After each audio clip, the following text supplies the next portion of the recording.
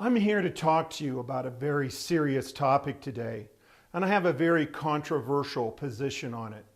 And when you challenge conventional wisdom on this planet, yeah, sometimes it's a little bit difficult. And I really want you to know this. I'm challenging a lot of parents out there, not because you're a bad parent, not because you're stupid. You're listening to a professional guide you in how to interact with your children. But I'm going to appeal to your common sense and just listen to me. Think about what I'm saying and decide for yourself at the end of this message whether there is such a thing as attention deficit disorder. Because I'm going to tell you it's a myth. It does not exist as they teach it to you today. Let's talk about ADD. What is ADD? First of all, you know it as attention deficit disorder because kids can't sit in classrooms and they have a hard time focusing. And I will not dispute that the symptoms at times can create challenging for these kids. But I want to talk about the label that we're appending to them, that they have a deficit and they have a disorder. Because the first common sense truth that you know is you can put them in front of a video game and they'll play it for 6 hours.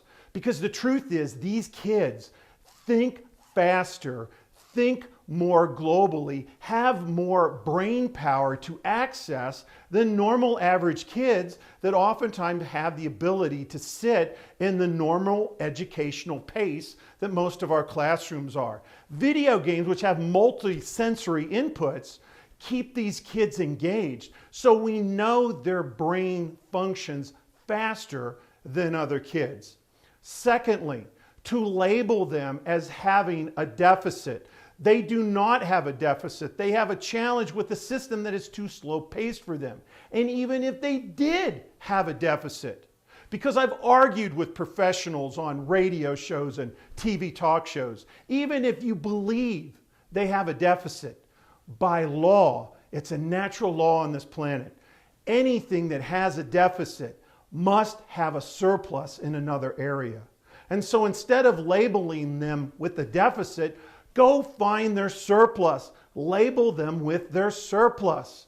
Think about the kid that takes medication today and lives a life believing that they're at a deficit and they have a disorder compared to other kids.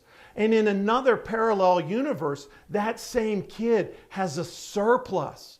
And we work with that surplus, and it's the surplus that helps them handle the challenges of day-to-day life. Think how much better that child is going to be. And thirdly, it's not a disorder. There's nothing wrong with these kids. These kids are smarter, better, faster, more capable than many of their peers. The education system cannot keep up with them. I'd like to give you some language from a letter from a client of mine whose son won an educational award in the DARE program about his topic, Ritalin as a gateway drug.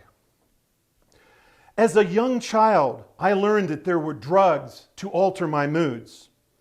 It was not marijuana. When my behavior was inappropriate, there was a drug I could take that my teachers encouraged my parents to give me. The drug is legal and approved by society to help children conform in the classroom. Teachers really appreciate the use of Ritalin and similar drugs as it makes their job easier. My question is, why don't teachers take Ritalin so that they can learn to cope with us? Ritalin changed my mood from joy and enthusiasm to one of depression and irritability. It made my heart sad, but boy, I sure was focused. The teachers loved that. Now, that's one kid's letter, one kid's take. If you're a parent giving your children medication, it is altering their behavior. And if Ritalin works for your kid and you're happy with that choice, I honor that. I understand that there are some difficult cases, there are some extreme cases, there are some normal cases where Ritalin works. But for the vast bulk of these kids growing up with the message that they have a deficit and they're in a disorder, we begin to label in the society and people act according to the label. It's not the other way around. You don't look at their behavior and then create the label. When you create a disorder and a syndrome and look at a kid that's above average and having a hard time functioning in a slower down, more slow-paced environment, they're going to grow up with that label and they're going to struggle their whole lives. Change the label.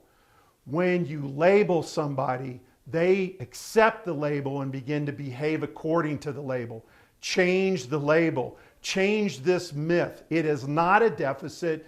It is not a disorder. These are surplus-based kids. Find the surplus. Work with the surplus. Label them with their greatness. Label them with their superpower.